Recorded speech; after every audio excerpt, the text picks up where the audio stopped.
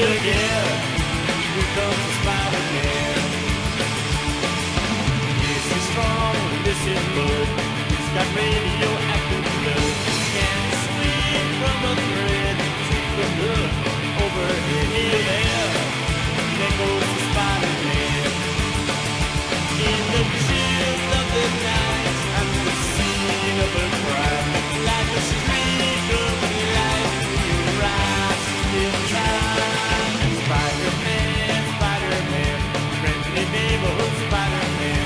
Well, the name is ignored, action is his reward. Look out, here comes Spider-Man. Look out! It's the Freakacast, talking video games and Lego. It's the Freakacast, cartoons and superheroes. With Andrew the Idea Man and Matt the Builder. We're gonna make a show that's killer. Freaks in, freaks out. Swing into adventure! Yay! The Freakacast! We're back again. Again, I am Andrew Felson. And I'm Matthew Puetz. And sitting in, we have a brand new person. Yay! I'm Marcus. Marcus Ene. Welcome. Good to be here. For a minute there, I thought you were going to say Marcus Aurelius. I was like, that'd be pretty awesome. I'd be pretty old at this point. You'd look really good for your age, though. Yeah. And we're doing this because we're all fans of something we're going to be talking about today. I would hope so. I'm stating the obvious, because that's why I'm captain. Captain Obvious. Yes. That's Andrew's alias, Captain Obvious. I'm general at this point, really. General Obvious? Yep. General Captain Obvious. Mm-hmm. And so on and so forth. All right. And before we get So to... what are we talking about today, Andrew? Spider-Man! Yay! Not a character I was particularly drawn to at first because of the image that he uses. Matt's afraid of spiders. Not afraid. I have a healthy respect for those creatures who can kill you with one bite. Phobia. I have no idea what you're talking about. Screams like a girl. Yeah, we can just stop now, okay? Okay. Hey man, what's that on your arm right there? Oh, don't do that. That would be hair.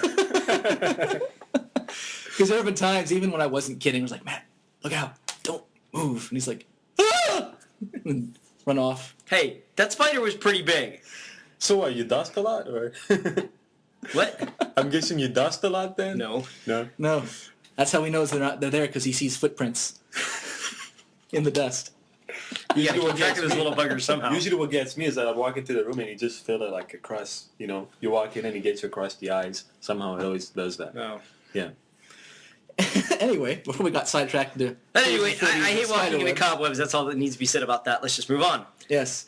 To find us on the interwebs, because we're so far fond of webs these days. And always. On the web. On the web. You can find us at afelson1.wordpress.com. That is afelson.1.wordpress.com. afelson1.wordpress.com. We don't need a song for that. Yeah, we do. And you can We find have us... one now. We have one now. We can find us on iTunes, either under Andrew's Brain or the Freakacast. Andrew's brain. A frightening place. In many ways. Also want to plug songstowearpants.com for the awesome theme song. Yay. Songs to wear pants to. Even though pants are overrated. They can be, yes. And since we were talking about superheroes lately, superherohype.com. Yes, where you can find all your Spider-Man, Superman, Batman, and any other superhero news of the day. And since there's a new Spider-Man movie being made, you'll definitely want to be checking that out. Yes, they have some photos of the suit that's been used, some shooting photos as well, as far as like on-set shots and that sort of thing. Most of what I've seen, nothing terribly different. It's a lot of different shots of an action scene they've been working on with Spider-Man. Looks pretty good. I'm excited about the take they're going to do with it. Yeah, they have... Any more casting info?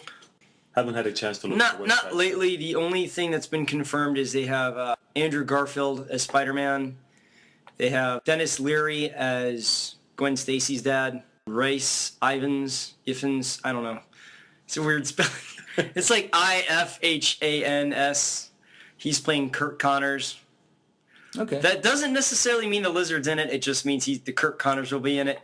I do know that Jonah Jameson will not be in the film because this takes place before Spider-Man works at the Bugle. It's going to be in, I think, during high school years. Yes, he'll probably be a freshman in high school. Other than that, not too much has been confirmed. I mean, I do know that they're saying he's going to be using web shooters instead of having organic webbing. Yes, they're definitely taking a completely different take. Probably going with the, not that I want to plug this again, but success of Batman Begins in the Dark Knight in the sense that they're taking a realistic look at it. Yeah. When I first saw the costume, I thought, wow, this looks like something that Peter probably bought off the rack and then just spray painted, as opposed to the suit he had in the Raimi movies, which, I'm sorry, was just way too good. Yeah, but we're going to talk about that next time. As you may have guessed, because we've kind of been having a theme of talking about something and then talking about it again at length at a different podcast. Guess what? You're in for another two-parter. Yes, so we'll be splitting up the movies and media stuff for the next one, and we'll be talking about the character of Spider-Man and a whole bunch of Spider-Man goodness in this one. Yep. And I think that's a good way to start things off.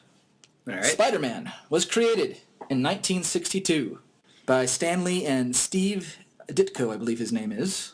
Ditka? No, not Ditka, because there's no way. Okay. Ditko. Okay. So I'm saying... KO!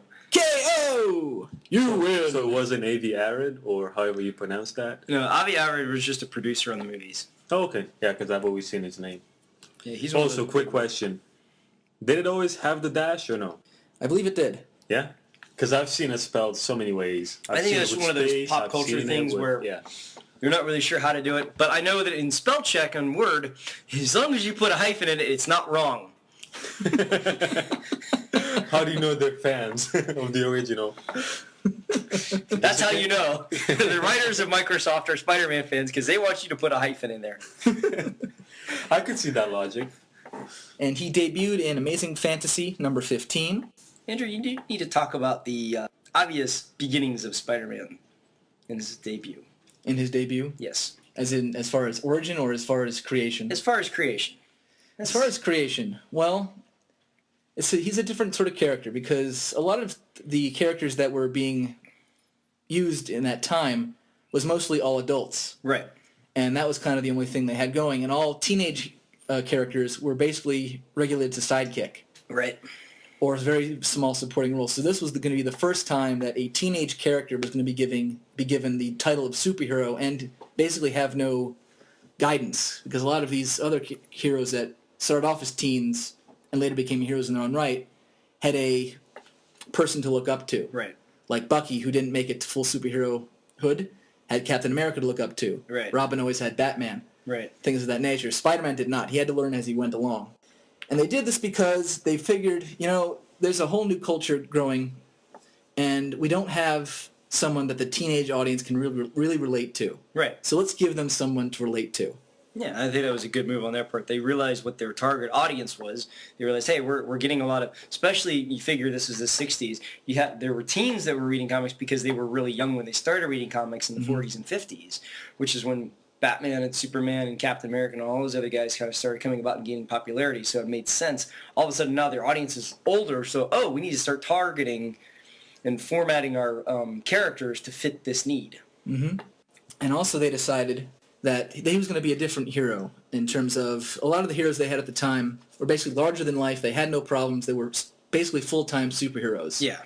And they decided, that's not really that realistic in terms of someone you can relate to, so let's give him actual real-life problems. Yeah. So, he starts off a regular teenage person who was given superpowers, but he still has to deal with money issues. He was an orphan. And he was an orphan.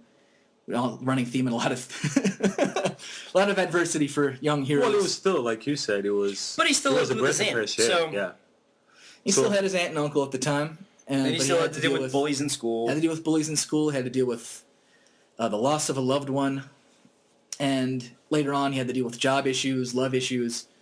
And he had just real-life problems that people could latch onto and say, hey, I have those problems. And it's refreshing to see, sometimes you don't always overcome these things. Like, it's a constant struggle for him. He's never totally without some sort of grief. Right. And that makes him more relatable and...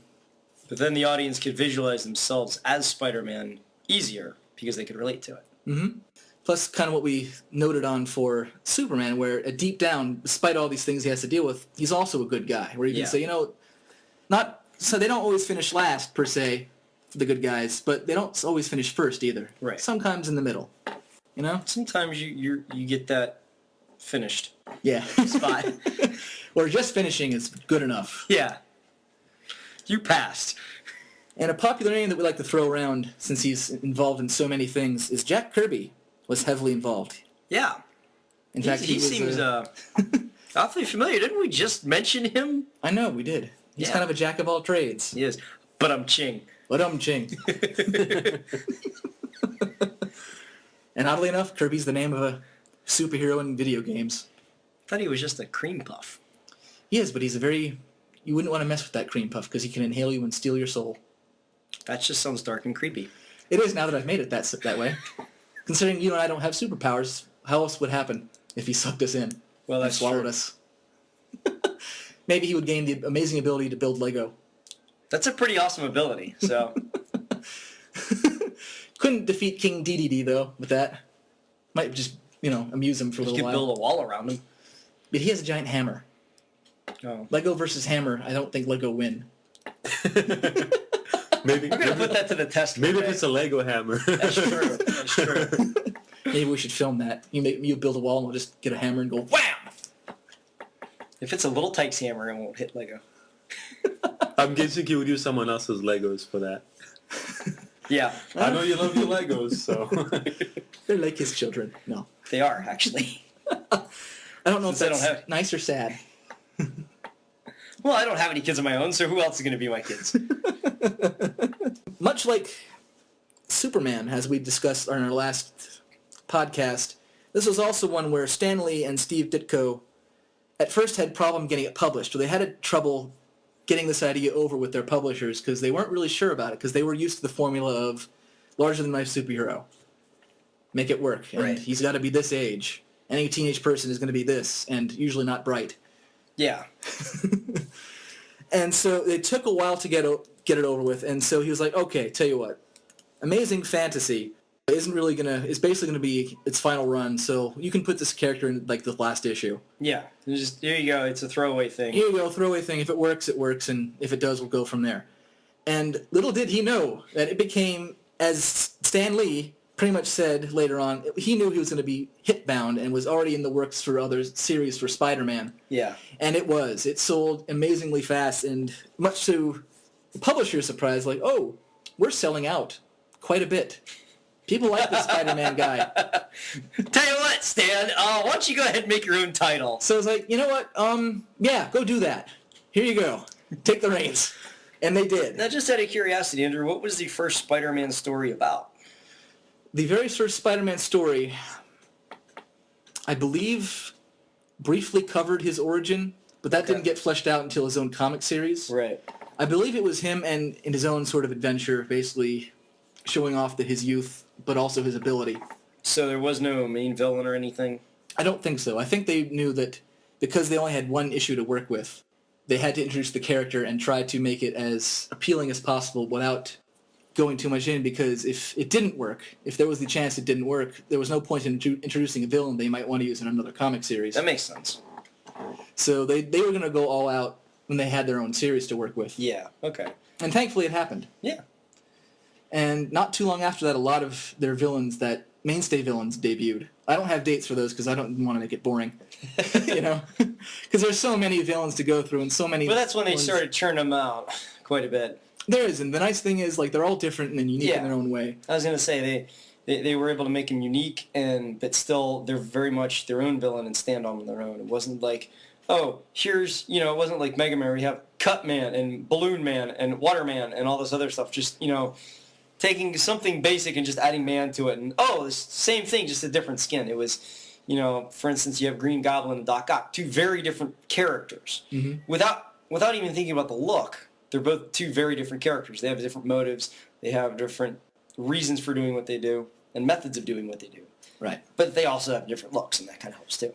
Yeah, they were even of different ages, and, some of them were foreigners, and, I mean, some You of got them... Vulture, who's like, what, in his 90s? Yeah.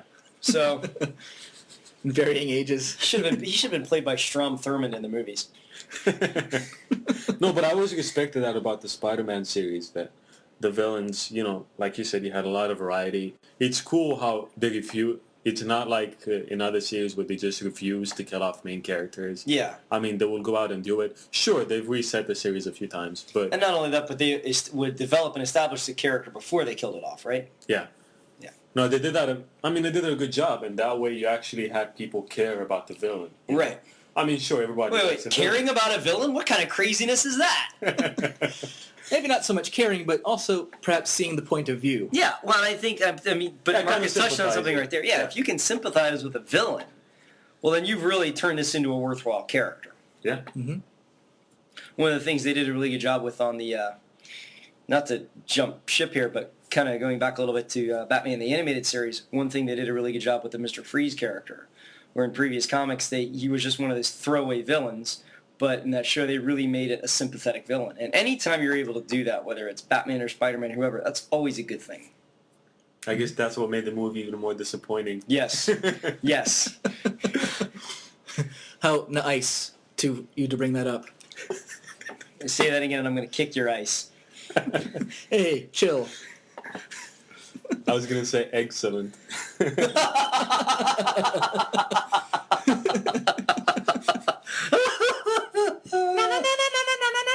Marcus! Saves the day with an egghead joke. Had to be done. Yes, well, you have props to you, sir, on pulling that one out. Yes. And since we're on the topic of just making each other laugh and goofing off, let's divert from the history lesson for a second and talk about how we got introduced to the character, what we like about the character, and things of that nature. And I think we'll start with our guest here. Marcus, how were you introduced to Spider-Man? I got introduced to Spider-Man, let's see. I think they started showing the series on Fox Kids. I think that's how a lot of people found out about it. I mean, I was born in 87, and the series came out in 94, I think. Mm-hmm. 94? 94 to 96, I think. Okay. So, That would explain as to why I saw it so often, because I saw it on reruns. speaking of reruns, I think I've seen the episode where he gets the black suit, like, man, maybe 10 times. Yeah, I only saw that, I think, once or twice. Yeah, so they would show certain seasons a whole lot. Yeah. So I've seen some of the villains a lot, and some of the later ones not at all. Yeah. So, they kind of screwed up on that, but it still kind of introduced me to the character in the series and pretty much the Marvel Universe. I think that was the first. Yeah, I was going to say, because they did a lot of introducing of other Yeah. characters throughout that show.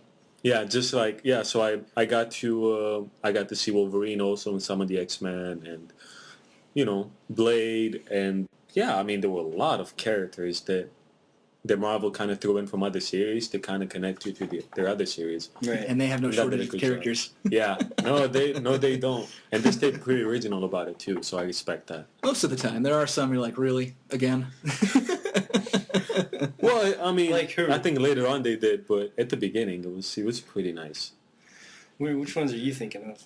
I don't know. I mean, I just remember there's Banshee, and then he has a female version of Banshee. Oh. And then there's Wolverine, and then there's Lady Deathstrike, who's like Wolverine, just a female version.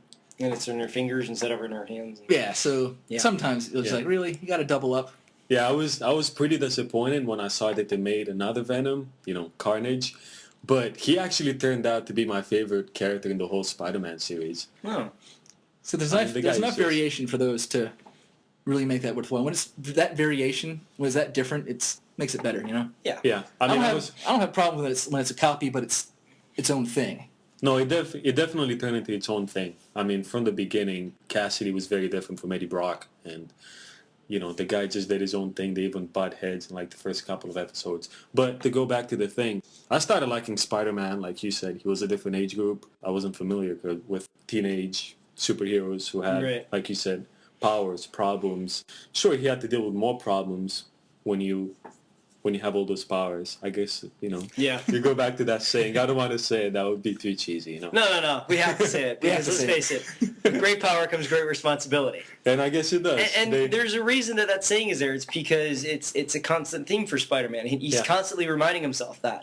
I mean, we're all old enough to realize that there's certain sayings our parents have told us that, creep in our brain every once in a while when we relearn it every so often. And they did a good Yeah, job. like, don't leave the door open, you're wasting air. Thanks, Dad. But they did a good job with hammering it home, I guess, by the fact that his Uncle Ben tells him that saying, right? And then he dies, and it's Peter, feels really guilty about it. So that way his words take on a whole new meaning because it was basically the last thing. Yeah. And we're going to touch on that. Looking at it from that point of view, I mean, it makes sense as to why that theme is constantly in Peter's brain because, it's a traumatic experience, and if that's the last thing you hear your dying uncle say. I mean, that was basically his father. That was his father figure. Oh, yeah. Yeah. So that made it even more important for him. Oh, definitely. I do have to ask you a question, Marcus, and I think I may have asked this before once. We're kind of ignorant Americans here, and you're not an ignorant American. You're actually from other parts of this world. Yes, where are you from, Marcus? I'm actually from Romania. Romania! You know what? I just have to interject here and say that's pretty cool because he's got two of the most famous, are they states or provinces? Well, they're provinces. Okay. Carpathia and Transylvania. I mean, let's face it, you can't really get any cooler than that. You got Dracula and Vigo. And I told you he would mention that. Because, once again, we are stupid, ignorant Americans who know nothing of the outside world. Hey, I know at least those two. That's more than most people in this country can say. Yeah, I was telling Andrew, it's happened to me a lot when I first came here in 2001. People would ask me, hey, where are you from? Because, they'll pick up on the accent. I mean, you guys can probably too. In some words, it kind of stands out. Yeah, but, more so than in certain words than others. But. Yeah. But what would happen is people would ask me, where are you from? And I would say, Romania. And they would say, oh, Rome. And I'd say, no, Romania. No, two completely different parts. Yeah. So you go halfway across the continent. One's a city, one's a country. Yeah. But the real question I have is, you said the cartoon, we're talking about the one that was in the 90s, the animated series. Right. It came out here at whatever, you have the date, Rose, 94, you said? Yeah, 94, 94. 96. Did it debut that year in Romania as well? When did it come to your country? I don't remember exactly. I know it was a few years before I left, so it might have been almost right on time. Because since we had Fox Kids, I think they simply translated it and showed it. Yeah. Because usually translations take a while. Well, That's why well, sometimes it's anime is so late. It's interesting you mentioned that because I know with Clone Wars, they'll show it in the UK a week before they'll show it here. With the UK, it's different though because it's true. It's made in English. Yeah. There's no language barrier to overcome really. True. Like with the exception of like maybe one or two slang words that are different. Yeah. Like you can't use fanny pack in the UK. Well, they're not going to use fanny pack in a Star Wars show. I know. So if they did, I don't think that would go over too well. It'd be weird if Ahsoka's like, oh, I gotta get my fanny pack. Anakin just whips out his lightsaber, cuts her head off. You were a worthless apprentice anyway. They'd probably pull out the lightsaber and cut the guy before he would finish the words so that the series sticks to the That'd be language. worse. That'd be worse if one of the clones said it. You'd just be like, oh, They die all the time anyway. I know, but like, I need to get my fanny pack. I think I'd feel better having a clone say it than Ahsoka. Because at least he's got that accent to say it with. It still sounds kind of aggressive. No, it doesn't. Well, it sounds more aggressive than having Ahsoka Well, then you say gotta it. have the Emperor say it. I could totally see that. Lord I'm Vader, not really sure. get the rebels and my fanny pack. My prescriptions I are in can there. picture that. I can picture that really well, maybe because I've watched a lot of Robot Chicken. I don't know. Yeah, I think that's why. Yeah. But that just seems to work. They haven't had much Spider-Man on Robot Chicken. They sometimes They do. haven't. The one I remember most is him slamming into the windows at someone doing a news broadcast. He's like, and now at the news.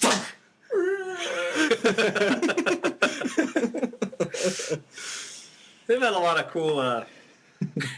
of cool sketches on this show. It is, I love that show. Anyway, Matt, Yes. same question. When were you introduced to Spider-Man? Well, I was introduced into it in a similar way, but not in the time frame that Marcus was introduced to it. I'm not sure when I first heard of the character, but the first time that I ever got any exposure to the character was through the 90s cartoon, but not till about 98 or 99. I was in high school at the time. And it would, I guess because of the time frame that it would come on, certainly when I was in middle school, so about mid-90s, nothing was really either on TV late enough so I could watch it when I got home from school or early enough so I could watch it before school. So in middle school, I didn't really watch any cartoons, but in high school, I would come home and see in high school we got done at like 2. So I think Spider-Man would come on about 3. And because they were on reruns, I could watch 2 episodes in a row. And I specifically remember seeing, it was the 6 Forgotten Warriors plot line probably about 3 or 4 times. And it's interesting about that show because you realize that certain characters created it for a certain time period, the name made sense, and then you translate that same name to another time period, and you're like, that's just stupid. They had this one character called the Wizard. And I'm sorry, but when you're a 14, 15-year-old boy and somebody says the word whizzer, you're not thinking about this character who can, he moved fast, so it sounded like he was whizzing. It sounded like something else. Yeah. So I was always laughing at that name. Yeah. But I distinctively remember that plot line because it had to do with Peter's parents. And it had to do with him going to Russia for something. And, it was him and Robbie. They were doing something at a time going back to it was about the time of World War II. And so it was Peter's grandfather, I think. No, it was, I forget who it was, if it was his dad or his grandfather. One of them, they were actually, they brought in the storyline of Captain America and his origin and the super soldier serum. I've seen Captain America and Wolverine, but I haven't seen... See, I don't remember seeing Wolverine, but the interesting thing was that they had these other 6 characters. It was 4 guys and 2 girls or something like that. And I remember that plot line because it was going back to the idea of Captain America, and he was in this perpetual energy machine, and they had to get him out. And I remember this because they were also bringing back Red Skull, and he was trying to unlock this Doomsday device, which turned out to be Electro. Yeah, they did not have Electro's original origin. In fact, I did not discover Electro's original origin until I met Andrew. Because here's an interesting side note, okay? You'll enjoy this. When I was late middle school, early high school, I had created this own character of my own called Voltage. And he was middle-aged, he had a family, wife and kids. You thought you were originally turned out you weren't? Yeah. That's what it was, because originally he was a electrical worker. Yeah. And No, I'm talking about my character Voltage. Mm-hmm. Okay? He was working on the power lines, and there was an electrical storm, and he got electrocuted and blown off, and when he was in the hospital, and he would find that the voltage in his body had increased so that he was be able to create electric fields, and so he could also create slight magnetic fields with the Earth's polarity to fly and shoot electrical bolts and that sort of thing. Right. And then when Andrew told me about the actual origin of Electro, I'm like, well, crap.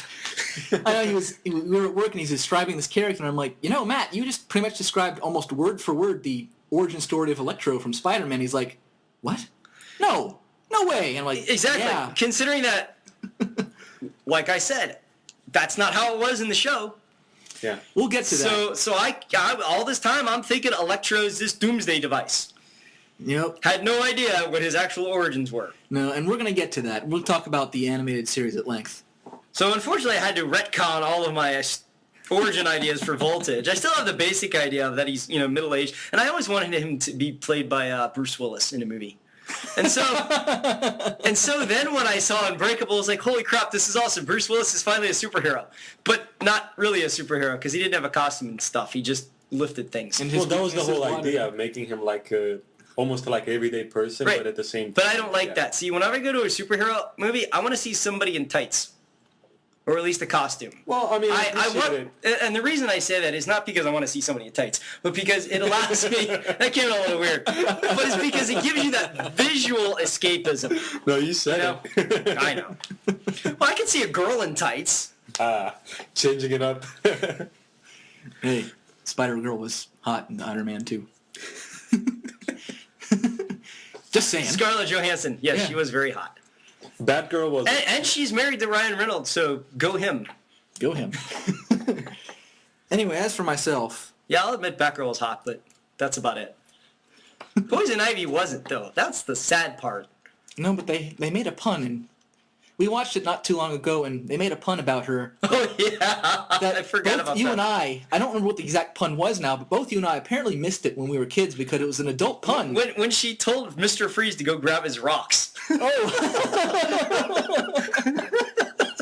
I don't remember that. Exactly. That? And we're both like, whoa!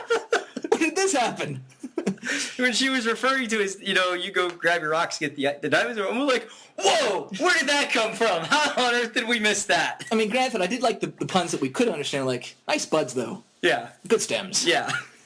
Those are campy and corny, and like I said before, that movie, as long as you watch it the same vein as the '60s show, it's actually entertaining. As well as making fun of it as you go along. Yeah, you have to do that. Anyway, as for myself, I pretty much cannot remember a time when I didn't know who Spider-Man was, because as far back as I can remember, I always had a small handful of comic books. Most of them were Spider-Man. I had a couple of Superman, I think 1 or 2 Captain America comics. And I remember the very first Spider-Man comic I ever owned was Spider-Man and a character from X-Men called Cannonball teaming up against the Incandescent Man, a one-shot supervillain. I was just trying to say this. I've never heard that. Image of this guy called Cannonball. It's like, isn't that something you do into a pool? Yeah. Okay. But he basically was kamikaze attack it. He was like, ah! Well, I was gonna say with a name like Cannonball, what do you expect? Yeah. And the Incandescent Man, just a one-shot villain that was just basically a guy who fed off energy and light. And well, the became problem this is they came giant out with thing. Halogen Man after it, and he kind of beat out Incandescent Man. And then they then they had Fluorescent Man, who beat out Halogen Man and Incandescent Man. So, because he was more energy efficient. But a baseball bat beats both. And Spider-Man can make those out of web, so Spider-Man wins. Yep. So I've always kind of gravitated more towards the comics. I can never really say that I was a big comic book collector. There's only one series of Spider-Man that I collected in full, and that was the Maximum Carnage series, and that was like 14 comic books long. But I still have like a big box of random comic books of Spider-Man and a couple X-Men comics. So I was always more attuned to stuff that was in the comic continuity than I was to others. So when I saw the animated series, there were certain episodes that threw me off a bit because that's not right. But I always appreciated it and always enjoyed seeing it. So that's kind of my introduction to it. Hey, Matt. Yes. What would you say are your biggest likes for the character as a whole, and including the series, I would say, as a whole, like all the villains and all that sort of thing? Well, that's a good question. I do not like the origin. You do not like the origin? I do not like the origin. The idea of having to get bitten by a spider to get powers, I don't like that. That's just you. I know, I don't care. I don't like well, that. Granted, I don't think anyone finds the idea of being bitten by a spider, radioactive, mutated, or otherwise, is a pleasant idea. No. Wouldn't you agree, Marcus? That's kind of like... Wouldn't you agree? Being bit by a spider, not exactly a wonderful idea? I mean, I always thought that was a kind of strange way to do it. I mean, since they introduced the neogenic recombinator, I thought he would just, get shot with the beam and a spider beam somewhere in the middle. A spider beam? Well, I see what you're saying. More like in the vein of the Fly, where you have the mixture of the DNA. Exactly. Okay. So I always thought that it would happen that way because, like I said, it was a while before I actually saw the origins. I actually saw him fighting a whole bunch of people. I was going to say I was the same way. Yeah. I don't think I saw the origin story until like maybe a year after I saw it in the first episodes. I had seen a good handful of episodes beforehand. And the problem there was when I finally did get to see the origin, I was like, oh, and he's going to tell us how to make web shooters. Oh, no, he's not. Darn you! So I did kind of like the, I don't know, I guess I didn't like the web shooters because I thought to me, I was like, I felt like he had a limit to his powers. And it wasn't already there, which also kind of bothered me. I'm like, well, if he's supposed to have spider powers, shouldn't being able to make webs be a spider-like power? The agility, I was like, okay, I can go with that. The spider sense, I really just didn't understand as to how it came from a spider. And I learned, about certain spiders and that sort of thing later on in life. It's like, oh, okay, the idea of precognition ability is something that is inherent in insects, especially with the different way that they can sense things. Mm-hmm. So that at least started to make more sense as I got older. As far as the, I'm trying to think of other likes. I liked the idea that his costume covered his entire body, which was different from Batman and Superman.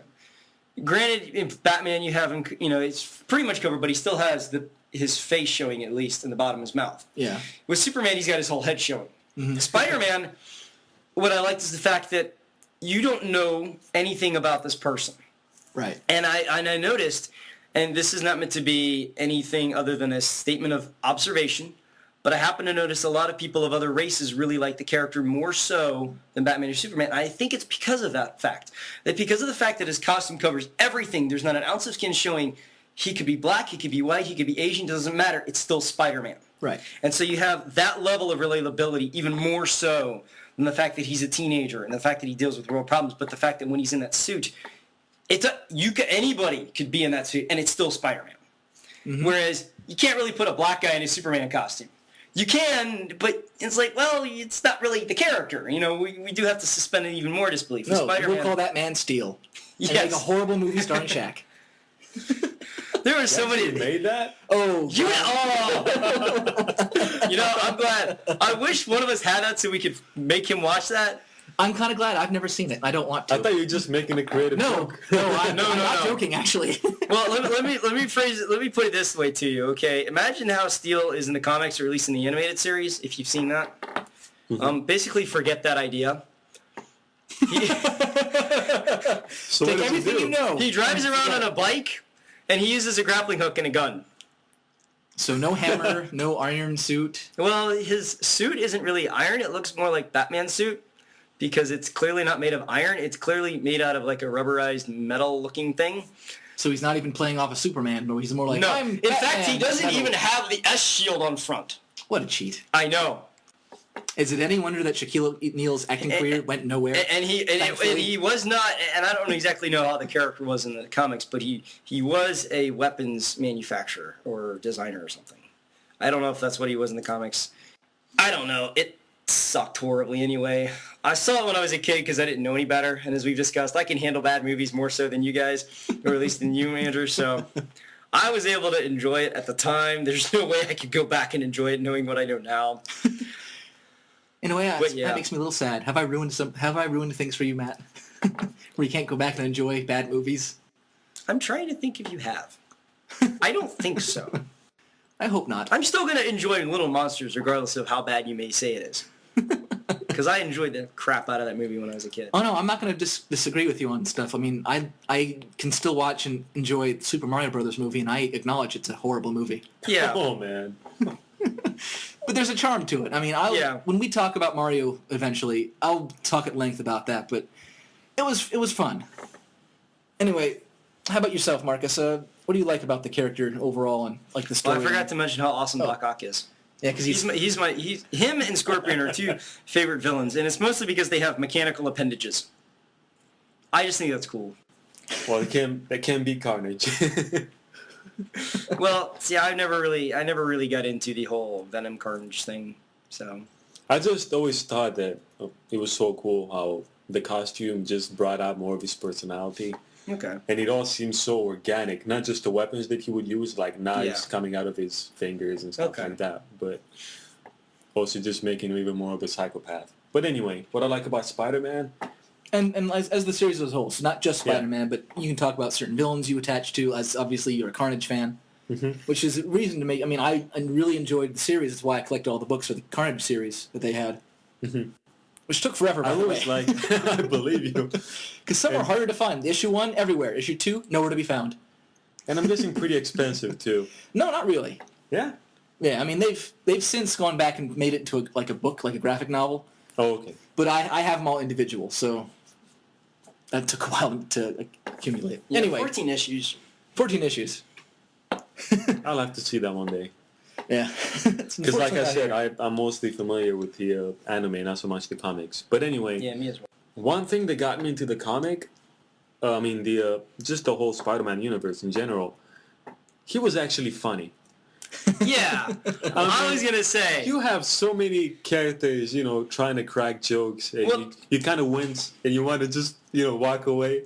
But in a way, you want to stay and see what happens. Yeah. Hoping that they're going to, fix that. Funny story real quick. I don't want to interject too much. No problem. Go ahead. Me and my brother were watching the show a couple years ago. They put it on like the Disney Channel or something. And we were like, okay, I've seen this episode before. I was like Andrew, because my brother's name is Andrew as well. I was like, let's have fun with this. Let's put this on mute and make up our own soundtrack. And it was one of the episodes with the Spider Slayer. And we were sitting there making up our own dialogue. We were having fun. And then Spider-Man hits the Spider Slayer and it breaks apart. And I'm like, man, they just don't make Spider Slayers like they used to. And they had the closed captioning on it. And right after they said that, Spider-Man, man, they don't make Spider Slayers like they used to. I'm like, that is awesome. So you're right. The fact that he had a sense of humor, I also like the fact he was very smart. Yeah. And since I was always kind of a math nerd in high school anyway, it made me feel a little bit better. Well, So, you know, other he has than an his sense of advantage on you humor. because he's not afraid of spiders, I guess. That's not true. Tobey Maguire was afraid of spiders when we were making the Spider-Man movies. Really? That's news to something me. I didn't know. Yeah, he said that was the hardest shoot was the day where they had to get the shot of him being bitten. Just to get the spider to land on him. It's like, I'm so right there with you, Toby. And Yeah, of course, he could only think about the bite because he knew it was in the script also. Well, thankfully, the shot of the bite, it was a close-up and they used a digital spider. It wasn't a real one. No, I don't think he would have sat there and let him. Oh, no. let the No, spider no. bite him, even if you wouldn't be afraid of him. Oh, I'm sure- Especially since they used, from what I understand, they used Black Widow spiders Oh, no way. and then they painted it. I think. I could be mistaken on that. I think maybe for one of them, but. That would be Either terrible. way. Then there was the day that I at work where I came to work and I always leave my work shoes, and there was a Black Widow spider sitting inside the heel. You mean while your shoe was on? No, as he was- before I put my shoes on. He just happened to glance in. There's a giant spider. Oh, let me... Well, well, actually, here it wasn't just the giant spider. It was because my shoes are black, and I happen to know this stringy thing hanging out. I'm thinking, well, maybe it's the laces. Maybe they're Yeah. just stringed about. I walk on, I'm like, uh-oh, that's a spider. Oh, that's a black. Because I saw the little red thing. I'm like, Lisa, can you get that for me? I'm just going to walk away, to the other aisle, to the other end of the store, and just not be here while you... Because, while I do not like spiders, I would at least, if it wasn't a Black Widow, I would have picked up the shoe and banged it out or something. Just made sure it was not near me. But I'm not going to go near a Black Widow. Yeah. Those you don't really I'm mess sorry because, I don't really want to die at work. I might die there anyway, the way I'm going, but I don't want to die there because of a spider bite. with. But we kind of interrupted Marcus. I'm sorry, Marcus. Stuff you liked about the series and Spider-Man and overall. Well, I Aside the like, fact that he's funny. well, that kind of did it for me. I mean, I was on, Oh, okay, that's it? I was only like 10 or so. So, Okay. the animation was always really nice. I've seen some Yeah. of the early 90s cartoons. Mhm. Awful. I mean, if you guys have seen I guess it Iron depends Man, on... if you guys have seen the Iron Man one, Okay. every time he would transform, he would go into a completely different style of animation. I remember And that. then- yeah. And So I never saw that. yeah. And some of the enemies were just, it's almost like they made it up on the spot and they didn't care at all. Yeah. Like what was in the first episode, he fights radioactive Russian zombies or something like that. What? When Spider-Man or Iron No, Man? Iron Man. Oh, okay. I'm really glad I didn't see this show. Yeah, I mean, I actually went back and watched one of the episodes on YouTube. Maybe you Uh-huh. guys want to watch it just for the fun factor. Okay. But I don't remember that at all. yeah, it's in there, I swear. See, I have to admit, this show and X-Men, the animated series, those are the only two of that. Those are the company only that I ones that I saw. could get into. Yeah, those are the only ones See, I I didn't. could get I didn't even know about Iron Man and Hulk and the others. I only knew about X-Men and Spider-Man. All the other cartoons I watched were either Disney or Warner Brothers. So I didn't even know about the others. So it was never even a consideration for me. Yeah, I only knew about those two because those are the only two that were showing on Fox Kids. Yeah. Probably because, like you said, those two were really popular. Yeah. And Fox Kids knew what was a good show. Yeah, no, they did a really good job. I just, like I said, I liked how they did the whole, how they did the characters, villains, small characters, main characters, even Peter's personality. Like I thought it was cool that his personality actually changed when he got the black suit, and he was kind of had like a identity crisis. Yeah. I always thought that was interesting.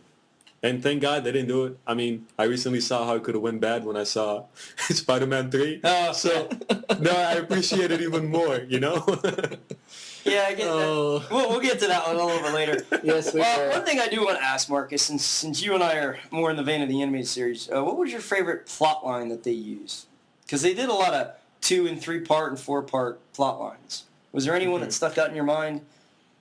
Obviously, for me, it was the 6 Forgotten Warriors, mostly because I saw that one a lot. I wasn't wondering if there was a plot line that you had gravitated towards.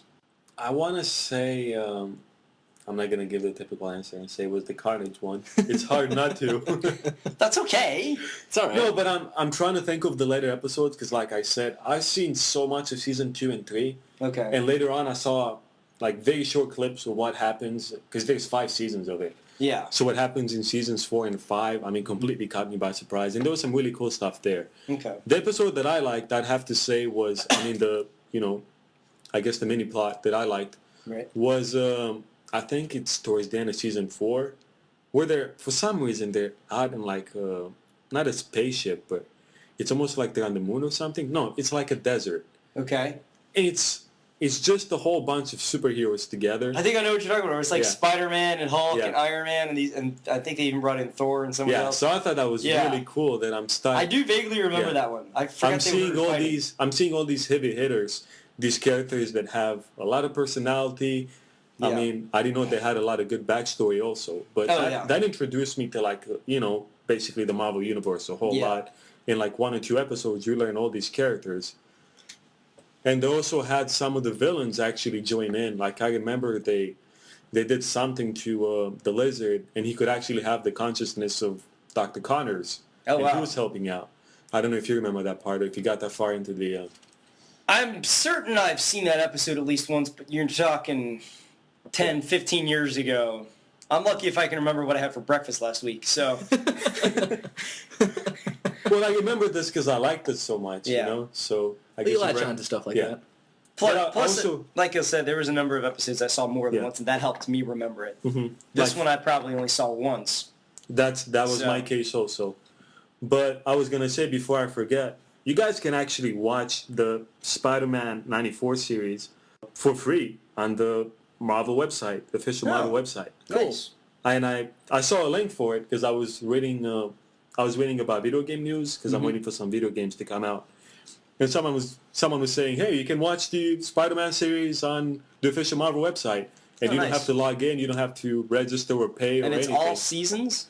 I think it was all seasons, yeah. And the quality was actually good, and it was loading pretty fast. Yeah, that's... I mean, it's not DVD quality, but it's Right. it's watchable. But considering even that on, you can full watch it on screen. your computer screen for free, that's always nice. Yeah, So is so it if you plus. guys want to watch that, Is yeah, that Marvel.com?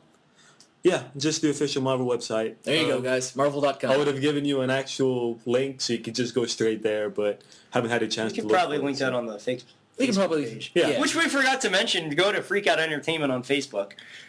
Well, we post lots of things, which will probably include that. There In we fact, go. I yeah. recently posted some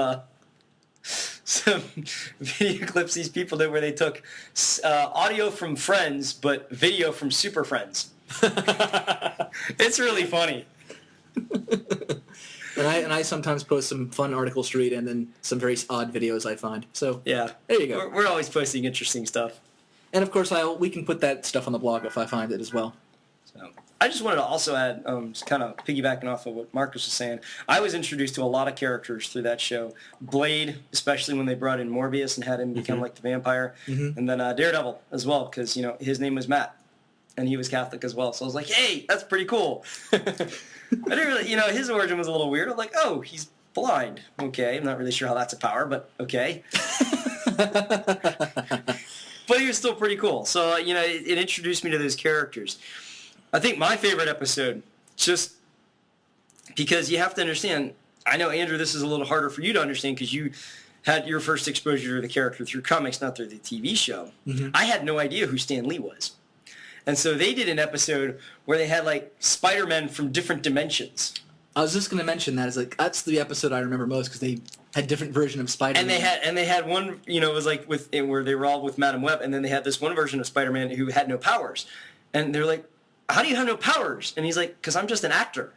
And I was like, an actor? And it's like, then all of a sudden, he goes into our world, I'm like, and where he meets Stan Lee. Yeah. And I'm like, holy crap, this is awesome. And then I was like, wouldn't it be great if we actually had an actor who played Spider-Man for a movie?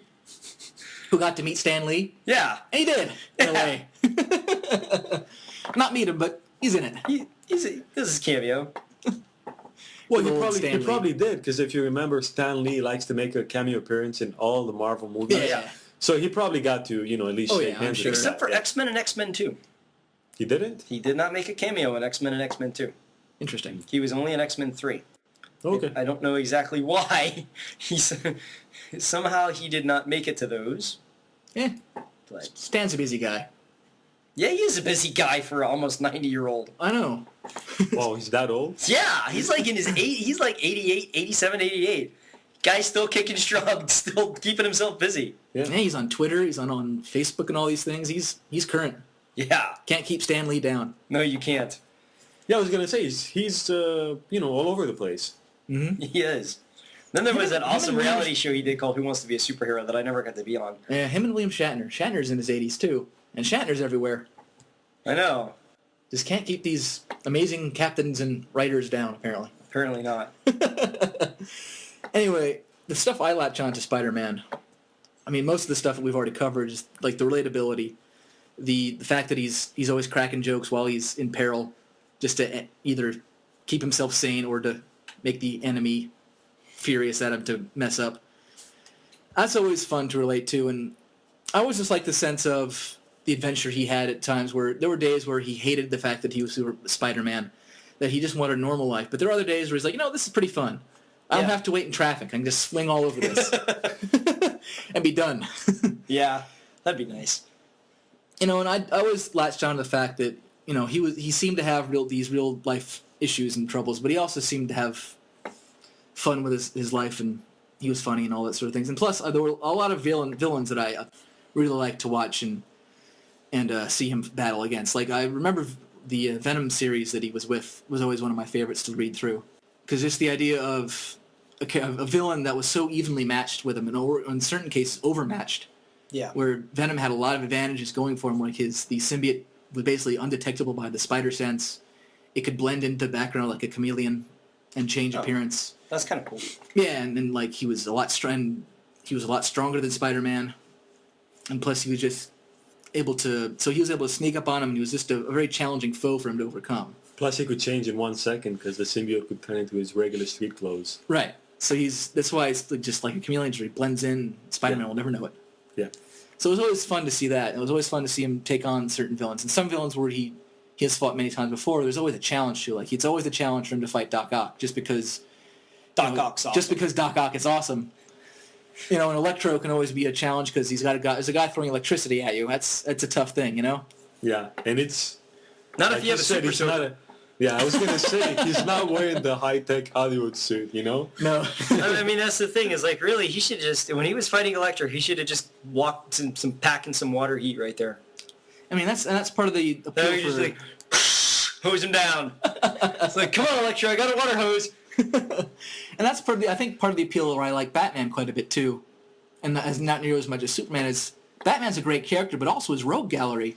Oh yeah. His rogues gallery is also just as great. Where Batman's got a great variety of villains to choose from, and so does Spider-Man. And they're very unique, and I think that's one of the reasons that both Batman and Spider-Man are in that pantheon of great characters, because, like I said this before in a previous podcast, a hero is only as good as his villain. Mm-hmm. And because both Batman and Spider-Man have such great, compelling villains that have been created throughout time. I mean, yes, a lot of his rogues gallery was created in the early days, but they've been revisited and, rewritten and added to, and, they've added some strengths, taken away some weaknesses. Mm-hmm. Not in the sense of, a physical weakness, but a weakness of the characterization. Maybe that didn't work for that current time period. Right. To improve the character, and that's what's made Spider-Man have that stayability.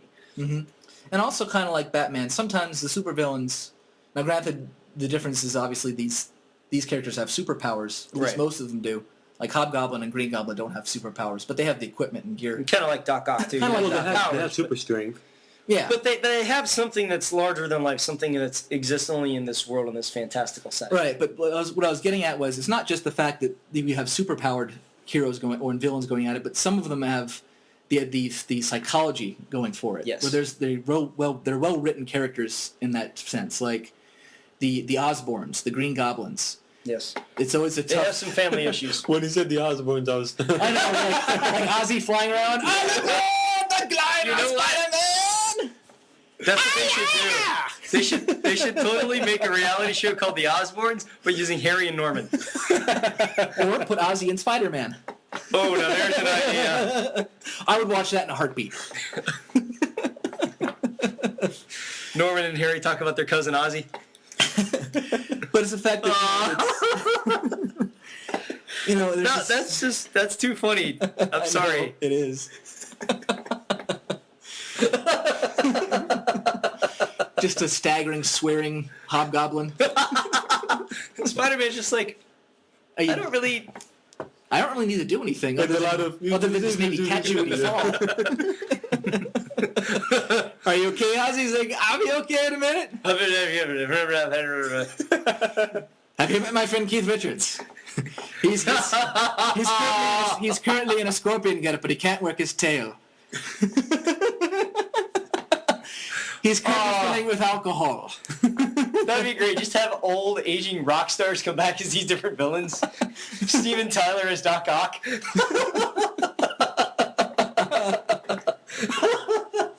Oh man. The dudes from Metallica can be Sinister Six. Oh, nice. I know there isn't six, or are there six? No, I don't No, know. I would have said there'd be maybe. How many of the Beatles are left? We got Ringo and who else? I was gonna say that one of the guys from Metallica could be I don't know. Mysterio, I do this recently. because he would come in and do like great Oh, big yeah. entrance. Oh yeah. There you go. Moving on, because we are lingering. That's okay. Well, actually, I Van wanted to ask Halen is you. Rhino. I wanted to ask you without interrupting you. You were mentioning the different Spider-Man from all the other universes. Mm-hmm. Which one did you like most? It's tough Was to it one without the powers? No, I mean I like my Superman with powers. It's tough to say because I mean there's the one from the future is pretty neat. At the time of the show, they didn't have Spider-Man Noir that they released in the newer The video Shattered games. Dimensions. Yeah. Yeah, and that was a pretty cool Spider-Man. Yeah. I like the look. His origin story is not. Oh, I don't know. It's Don't- okay. Don't spoil it for me. Okay. I'll eventually play that game. All right. I mean, I like the look of the one. I that they- could just kind of say that just because, I mean, if you got that specific look and you're dealing with like the 1930s, 1940s era, there's only so much you can do. Actually, you'd be surprised that doesn't fit in much. What? And it doesn't show up in the video game either, so I wouldn't be ruining it for you. You just have to go into like you unlock like a little file and you go in and you read it. That's it. They don't okay. show it. Well, that's okay. That's okay. I mean, if it's not pertinent to the story of the game, then it makes sense. Yeah. But I like the look of the armored Spider-Man, the silver and black one, and of course like the black costume, which I wanted to talk about for briefly, was also a cool look. But that actually had some controversy when they first introduced it. They first introduced the black costume, the one that Venom currently wears, the black and white spider suit, in 1984. Now that's you go from 1962 to 1984. Spider-Man basically going unchanged his look. Yeah. He basically had the red, white, and blue, the web design.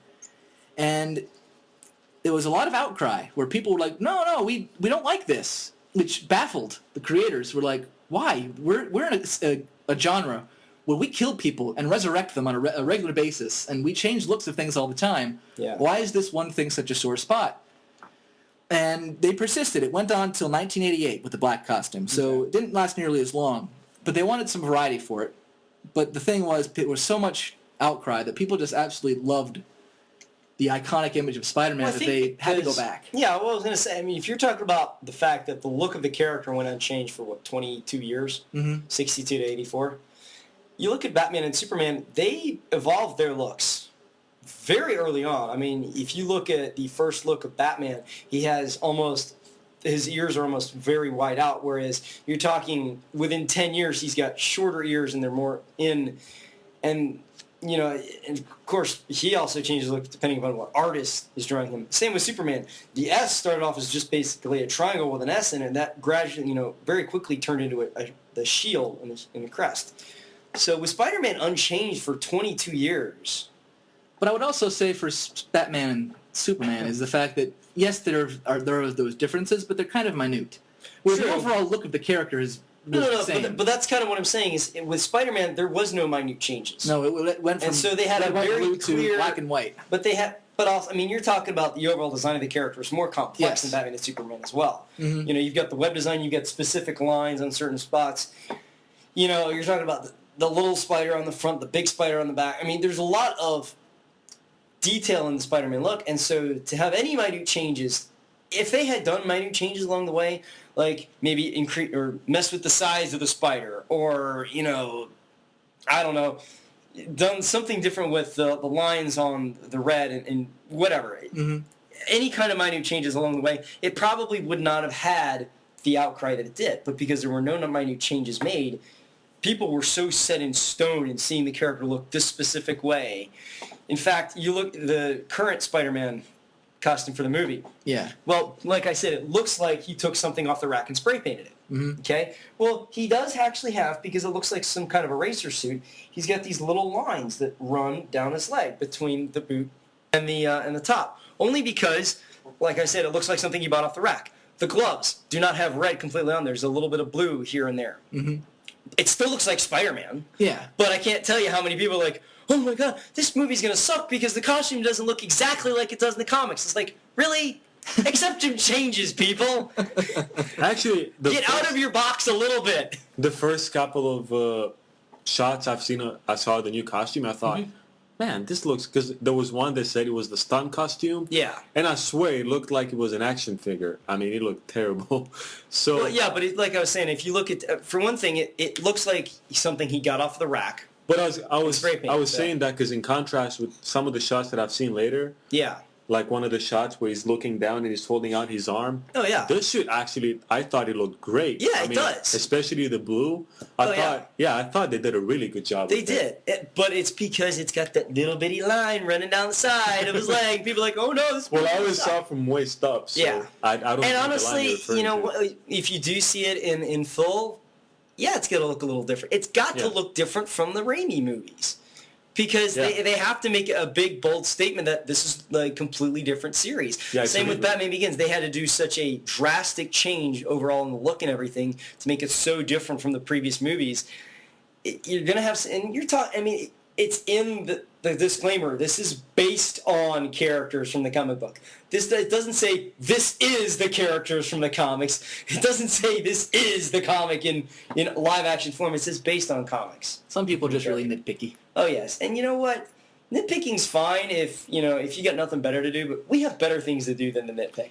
And the thing is, we all know the movie when it comes out is going to do big business. There's Yeah. no question. It's a Spider-Man movie. People are going to go see it. Yeah. Yeah. We'll pass judgment on it when it comes out, but people are going to go see it. So Yeah. you can nitpick on the costume all you want, but it's not going to change the fact that tickets are going to sell and people are going to watch. Yeah. And it's directed by a guy named Mark Webb. I mean, really, how much better suited for the job can you be with the last name of Webb? I want to also say, basically, Spider-Man has been the flagship character for Marvel. They basically Yeah. put any issue they want to put in the forefront with his comics usually first. One of the things they decided to do at the time I think it was the 70s, was they do an anti-drug angle. And at the time, there was a comic code authority where they basically censored Yes. things to make things strict and not to include certain imagery or things. And Stan Lee and the people who were making the comics were like, well, how can we do an anti-drug comic book and series if you can't let us show any of the drugs or mention any of the names that they're using?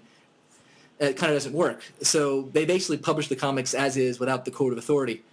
And it sold, and the code of authority basically went under because they're like, oh, they're doing it anyway, and no one's offended anymore. Okay, we'll let up. Yeah. I was going to say about the same time period, I know in the Green Arrow comics that they did, his sidekick, Speedy, had become a drug addict. And And they that did a was- similar anti-drug angle with that. And I think in that era was when they were Same. trying to break out of the mold that censorship had put in. Yeah, but it was productive because you were able to get the word out about anti-drugs while at the same time giving people compelling, relatable stories. Mm-hmm. And also in the late 80s, he became married to Mary Jane. About time. I know. Only took him, 20-some years? Only 20 years or so. It's okay. They didn't age. That's true. Well, he aged a little. I mean, he went from high school to college to working guy. Yeah. So It there still was... wasn't. I mean, it wasn't 20 years. I know, it wasn't a gigantic It was age. like 10 years. That's his comic book time, you know? Really that much? Well, if you think about it, you're talking high school to college to working guy. That's about our age. Well, 10 years ago I was in high school, so... Actually, no, 10 years ago I wasn't in high school. 15 years ago I was in high school. Well, I always thought So- that college might have taken about 4 years. I mean, I guess that kind of depends on how you view the character, because in the Yeah. animated series, it's not in high school. He's in college. yeah. So I never perceived him as a high school student. Yeah, that was made it entirely very new to difficult me for when me. I first heard it. Yeah.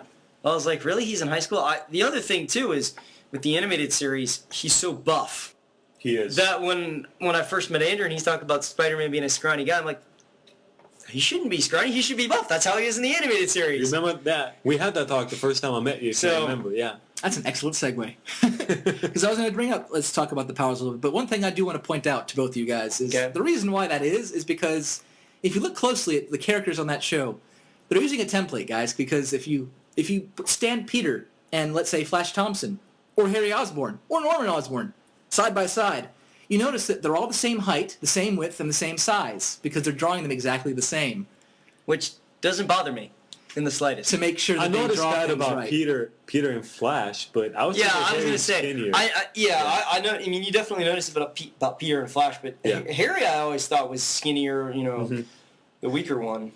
But still, I mean, especially... But also because with the Batman and Superman animated series, it's very similar. Yeah. Where you had almost a template. I mean, obviously there were some differences, but still, a similar body type was always there. I mean, that's Plus, why- it was that kind of art style too. Yeah, I mean that's kind of why if you look at them from the neck down, which some of you perverts did, Mary Jane and Yeah, you wanted to Felicia- yourself on this one.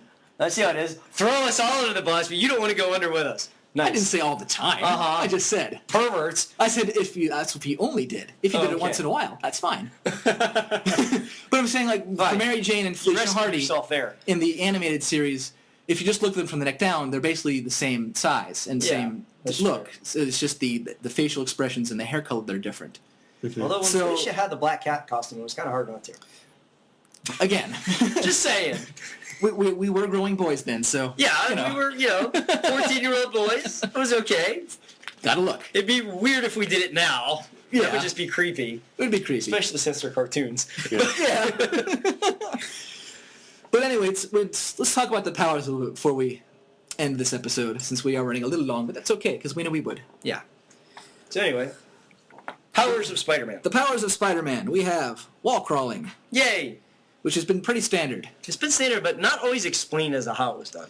No, I mean, I think they did a pretty good job in the recent movies where they... Yeah, I liked how they didn't explain it. They did it. They showed it visually. They showed Yes. how the really prickly hairs would come out of his hands. Because they didn't... I mean, I do have a comic book.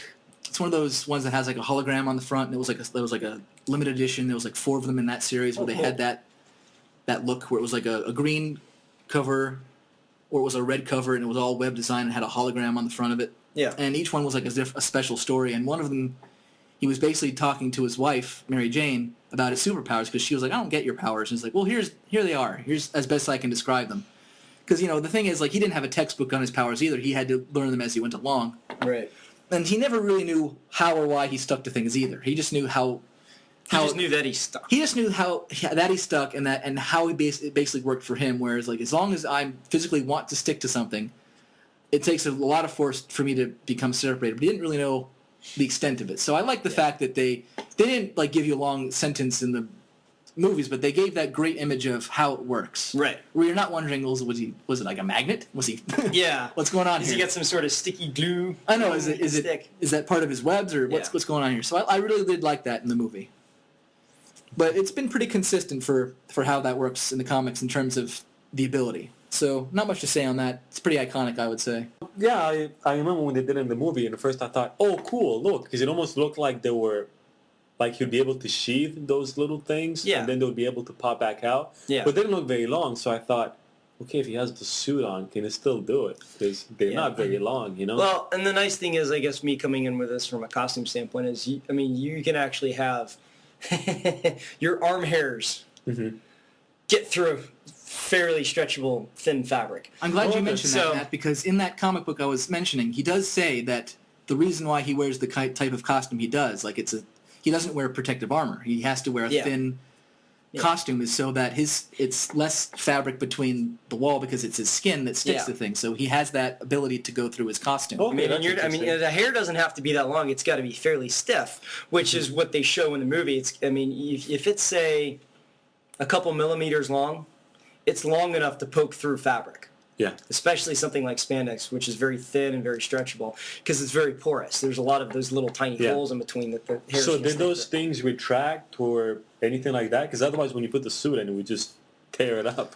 Well, I would say like it's. I Well, would, not I would go with Matt necessarily. in terms of like it's probably like a hair type thing. Plus, it's a conscious effort on his part to stick to something. Like if he wanted to stick to a wall, he would stick to it. But if he didn't, he wouldn't. Kind of thing. I guess the best explanation there is it's kind of like getting goosebumps.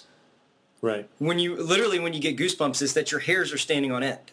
So if he has to will his hair, that specific type of hair on his hands, to stand on end, then they can poke through the fabric. And like I said, the fabric itself has tiny holes in it anyway, and it's certainly large enough for a hair to easily go through without tearing the fabric. Right. So very easy for him to do that just on sheer Okay. will. Yeah, so I guess he does. I guess they do attract. Because, I mean, Yeah. come on, he shakes hands with people and he attracts. I mean, Yeah.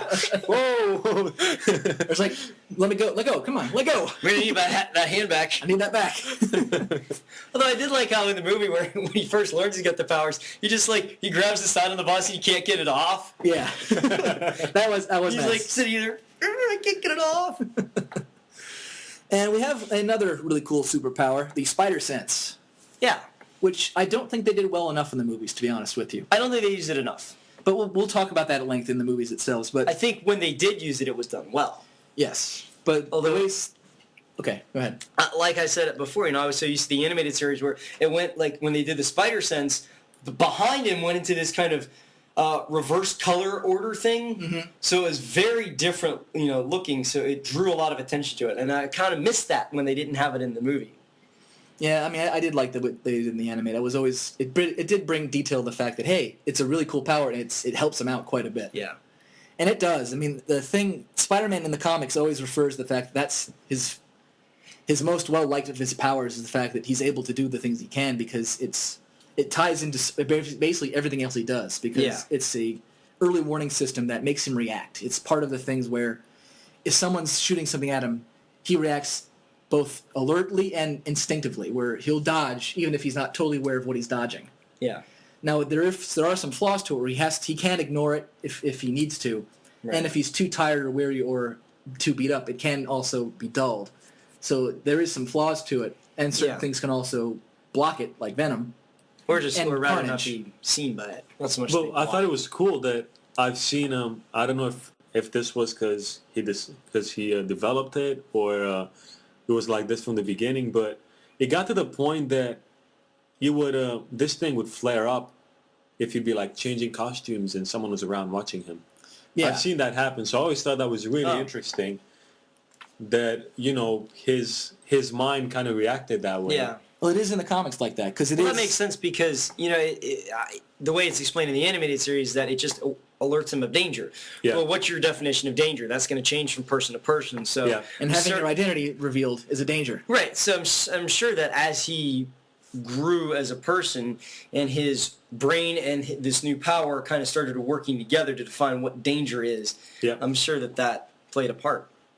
Yeah, that was would make sense. always really interesting. And like you said, he couldn't ignore it. I remember he was wondering for a while if he was acting up because sometimes in the cartoon, I can't remember who it was because there was a new villain introduced, and he didn't know who it was or where he was. But he'd be walking down the street, or he got home and the thing started flaring up, and he's like, "Why is Aunt May, having my spider sense tingling?"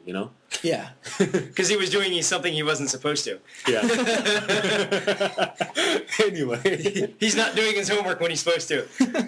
I think it was because Venom was upstairs in his room going through all his stuff. But anyway, You want Venom going through all your stuff. No, that wouldn't be a good thing. But of course, I mean, it's one of those things where Spider-Man has said many times where that's the thing he trusts the most, where in battles where he has to face Mysterio, for example, where certain things where you can't trust your eyesight, you can't trust the things around you because it's all Their eyes can manipulated. deceive you. Don't Yes. trust them. Exactly. Where things are totally not what they should be and reality itself seems to be bending, you have to trust the thing that is going to warn you and be true, and that's what does it, and that's how he's usually able to overcome stuff like that. Yeah. And it ties in very closely to one of the other things that he gained from the spider, which would be his super reflexes, where he's able to dodge and be quick. And his agility, right? And his agility, which is one of the reasons why I have to say he has to be a slender, smaller dude to be able to be as agile and fast as he is, because Yes. that's one of the key ways he's able to survive some of the battles, because he's a lot of times goes against guys who are way stronger than he is. Yeah. Most of well, the time. and just Most of the time. well, and just from an athletic standpoint, typically speaking, if you look at gymnasts and acrobats, yes, they're toned, and martial artists, yes, they're toned and they have muscle mass, but they're not uber muscular like bodybuilders. Right, they're not And going football players for also. mass. They're going for actual usable muscle And strength. instead of show. Yeah, so it's more strength training and that sort of thing. So you're gonna, I expect Spider-Man to be toned, Yes. and have some muscle mass. Obviously, then a weakling, Yes. but at the same time not Arnold. Yes. Is that Dr. Freeze? Definitely not that. Oh, although they did just recently, Arnold Schwarzenegger has decided to make a television show as well as a movie called The Governator, where it's basically nothing but a string of puns about him. It's just a complete joke on himself, and it's hilarious. Well, it's cool that you're so comfortable with that. Yeah. Well, I mean, it really is. I mean, it's just nothing but I was reading through the basic premise. I'm like, this is going to be hilarious and awesome just because he's making fun of himself. But it's funny because there's so many other people that are like, oh, this is going to suck. And all this is like, really? You obviously don't realize that he's doing this as a joke on himself. Yeah. And because he's doing it as a joke on himself, that just makes it awesome. He's a funny guy. He is a funny guy. And he does have Spider-Man, not Arnold, I was going to say, although he kind of does, has super strength. Well, it was in the movie Twins where Arnold lifted up a car. So That is true. that is some pretty super strength in my opinion. The super strength is one of those powers in the Spider-Man universe, both in comics and in movies, that kind of varies depending on who's drawing it and who's interpreting it at the time. That's the one superpower that varies. Kind of think the same is true for Superman. Depends on the amount of, but that's been over the course of time as well. Because I've read some comics where he's able to lift more than a car's worth of weight, and other Right. times he can't. So I think it varies, depends on who's drawing it and the story that's at hand.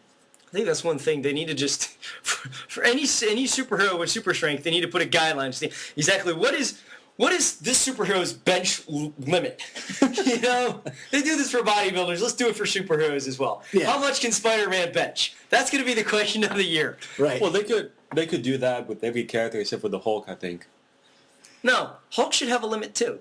No, because I always thought Hulk the out cool and thing- then go to a certain bench limit. No, because I how many always thought- bulldozers can Hulk bench? I always How thought many it was pounds? How many cool. I always thought bulldozers? it was cool about the Hulk. Hulk, do one more rep! Now done and wash up. The only problem there is who's going to spot for Hulk. Juggernaut. Juggernaut can spot for I Hulk. can totally see that Hulk and Juggernaut working out in the gym I know, and then they just fight with afterwards. bulldozers on each side instead of weights. Yeah. I got to get Vinny and Craig on that. We should totally do that as a fan film. That'd be hilarious. Hulk thinks suit look funny. And you could have Colossus walking by and going, "What the heck?" If we'd have a third guy over there working out, I guess that would be Colossus. Yeah. And then you're making fun of Plus. Ha ha, you're just made of metal. We can lift more than you. Oh.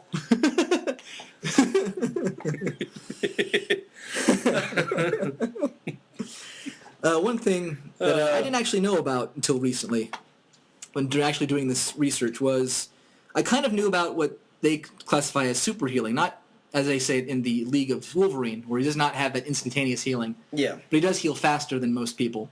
But I didn't know about the metabolism, although that makes sense from the movie, where he goes to sleep not in shape, wakes up in shape. I thought they did that more for the movie, but it actually does play out. Well, the in comic metabolism series. makes sense because if you've got, if you're always got the super strength, your muscles are going to require more energy. Mm-hmm. And if you are with the spider sense and the reflexes, you got more things going on in your body that were happening before. So it makes sense to have a heightened metabolism. But the healing, they also have vary, depending on the need. And I've never heard of comic. the healings before. So. I mean, I knew of the healing just because in certain comics that I have, he's gotten either fresh off a beating where he had broken bones and he was just recovered faster. That's a good way to put it. Fresh up from beating. I know, I mean, that's kind of how he puts it, where, like, he takes damage, but, like... Got some fresh Spider-Man right off the beating. Yeah. Get it while it's still wriggling. And web slinging. While he's still conscious. While he's still conscious. Careful, though, spider sense. Careful, though, he shoots web. But in I'm referring to this, where I have the Maximum Carnage series, he ends up getting broken ribs during very early on in the series, so he's fighting injured. But during the course of the comics, like I think like midway, he's not fully healed, but he's feeling better, where he knows he's acknowledging the fact that my spider powers are making it so that I can continue the fight. But then again, during the end of it, he gets his other side of his rib broken. He's like, okay, I'm done. I'm going to go rest now. Like, okay, you win. No, let's just call it I'm going to go rest. But the thing, like, I'll see you in a week. We'll continue this later. And now Not in the ribs. Not in the ribs. My mom's calling me for dinner. I gotta go. Mary Jane's worried. I'm going to go to her. But he acknowledges at the end of the comics, yeah, in a few weeks I'll be fine. Whereas a normal person, like broken ribs, would take more than a few weeks to recover. Not from. only that, but you'd have to go to the doctor. And Yeah. all that stuff. Whereas in the comic, he just taped himself up and he's good to go. Just makes him more awesome that way. It's just like in an anime. Bandages heal everything. So he's almost like Chuck Norris. In a way, except Chuck Norris needs no bandage. I know. That's why I said almost. And then we kind of get to two things, not so much related. One varies depending on, or gets updated, whereas web shooters versus organic webbing. Yeah. For Yeah. years and years, it was web shooters. And then in movies, organic. And do you know why they started off with why they did the organic webbing? Why they introduced organic webbing? Yeah. I guess for the movies, they wanted it just to make it their own interpretation. I guess. No, actually, Sam Raimi said that the reason he did the organic webbing is because while Peter is a scientific genius, he's like, look, if after all these years, pharmaceuticals still can't make a super strong adhesive and like that, he's like, I don't believe that this kid can either. So let's make it more real and have the webbing be a superpower. That makes a little more sense and everything. And then he doesn't have to worry about having ammo and running out and that sort of stuff. Mm-hmm. So he did it basically for creative reasons. Okay. Which I was like, it was funny because I always thought it made more sense to have organic webbing anyway. It didn't bother me that it wasn't web shooters. I mean, it didn't put me off when I saw it in the movie. I mean, I know some of my friends were way like, it's not right. We don't like it because it's not right. I'm like, but it's... Those are the same people that complained that Heath Ledger wasn't perma-white Joker. That's why we just ignored them. I know. I mean, it's... I mean, either way, it's So a I'm cool sorry to comic. any of you folks that were upset about the fact that Heath Ledger wasn't perma-white Joker, but you know what? You saw the movie. You know how awesome it was, so read it and weep. You got an opinion on this, Marcus? I was surprised when I first saw the web cartridges. Mm-hmm. I mean, You mean in the animated series, I always right? thought, hey, he's a spider. He's shooting Yeah. webs. That's fine. Yeah. You know? I also expected him to have them on the legs, you know, because spiders have them. I don't know. Did they have it? No, they don't have it on every single leg, actually. No, actually... It's actually in the back. Yeah. I learned that later. Yeah, it's on their butt. Yeah. And I don't really want to watch Spider-Man shoot webs out of his butt. So I wasn't thinking of it that way, you know? Well, I was 10, so let's I thought... be a little bit more clear. It's on the end of the abdomen. To use correct terminology. They use the back of their legs to propel the webbing out. Yeah. Spread it out and, yeah. And then there was that interesting movie on the Sci-Fi Channel. It was called like Earth versus the Spider, where it was this guy who went into a lab and somehow got injected with this spider DNA. Are you serious? Yeah, it was one of these B movies on Sci-Fi. I'm a sucker for those. It was in the same vein of Sharktopus and all these other crazy movies they have on Sci-Fi. But it was like, okay, maybe this would be like The Fly, where he gets like, he starts mutating into this human spider and all this. So I was really interested to see the take on it. It wasn't really done that well. The webbing he shot out of his chest, which made even less sense.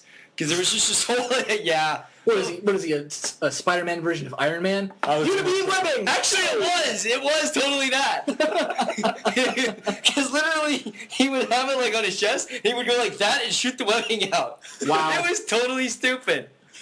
Wow. And I'm like, okay, Spider-Man, it's on the end of his arms. I can go with that. It's at the end of an appendage. Yeah. Even though it should be at the end of his abdomen like a spider. But whatever. But coming out of your chest, like that's where all your vital organs are. Yeah. And like your sternum and your whole makeup. This doesn't make any sense. And like he had a couple extra legs come out of his back.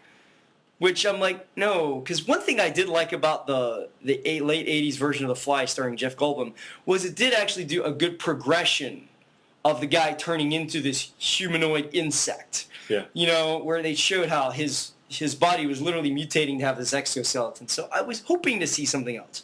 And this kind of ties in with the human spider, or the man spider mutations storyline that they had in the the animated series, which was done very much like that. He mutated into a human spider hybrid. I remember that. Yeah. Which was done, even for a cartoon, done pretty well. Still freaky when you're, don't have a huge appeal to spiders anyway. Seeing a man-sized spider is definitely not my cup of tea. But it was a cartoon, so I was able to handle it. But at least it was done well, and there was an interesting progression to that storyline. So I don't know where I was going with that. Anyway, as far as the cartridges, yeah, it didn't bother me actually, because I was used to the cartridges, and so many times in the early episodes they would have him, a common danger that he's web slinging, and crap, I ran out, gotta reload by the time I fall down. And I was gonna say there are a lot of times where in certain episodes I forgot that they were web shooters. Yeah. Because either it didn't show him reloading, or it wasn't explained. And so, in fact, an episode that I watched recently this week was one with him and Doctor Strange. You never saw him reload or anything, so it was very easy to forget that they were web shooters in the series. But at the same time, while he's fighting the Black Widow, I remember that he actually puts the cartridges in in the exhaust or whatever that is. And when it tries to fly, it gets jammed. And then the plot line involving Venom, he creates a stronger form of the webbing to fight Venom. So it was there. Because it was not always, I was more focused on other aspects of the show. It never, I understood that they were web shooters. I was upset because I couldn't learn how to make web shooters, which actually kind of made me have a lot of gratitude for the organic web shooters in the movie, because at least that way, hey, if this happened, you don't have to learn how to make web shooters. You can still shoot webs. Although you did have the best of both worlds when they released as part of the merchandise for the movie, like Kansas silly string that you put on your wrist and shoot web with that. Yeah. That was pretty fun. That was pretty fun. I never got those. I need to try to find those. I was going to say, I remember the commercial coming on after that. Yeah. And it's like, man, look, you can shoot, webs like Spider-Man. Yeah. And you see it, squirting out and hitting the wall and then falling down like, no. Well, it's silly string, so they're good for 10-year-olds. But one thing I did find rather interesting was the way that they depicted the organic web shooters is not the way that I was anticipating.